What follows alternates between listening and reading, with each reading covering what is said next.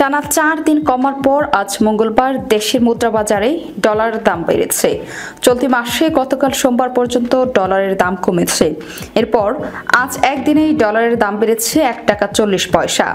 বাংলাদেশ ব্যাংকের তথ্য অনুসারে দেশের মুদ্রা বাজারে আজ ডলারের সর্বোচ্চ দাম 121 টাকা 50 পয়সা এবং সর্বনিম্ন দাম 120.80 টাকা। গতকাল যা ছিল যথাক্রমে 120.10 টাকা ও সর্বনিম্ন দর 119.50 টাকা। আজ ডলারের গড় দাম 121.11 টাকা, অর্থাৎ আজ ডলারের বিক্রয় মূল্য বেড়েছে 1 টাকা 40 পয়সা।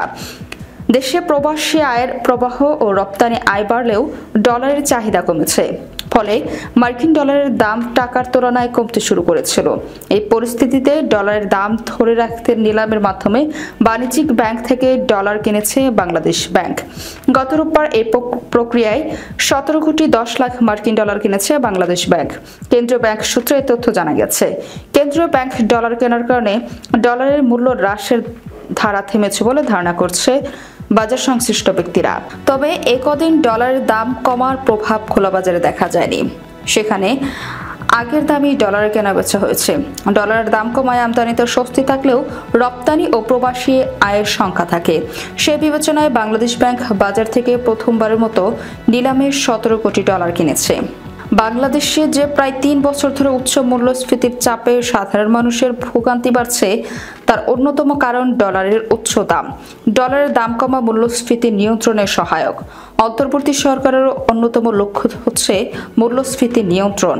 যদিও ডলারের দর পড়তে না দিয়ে ধরে রাখার উদ্যোগ নিয়েছে বাংলাদেশ ব্যাংক।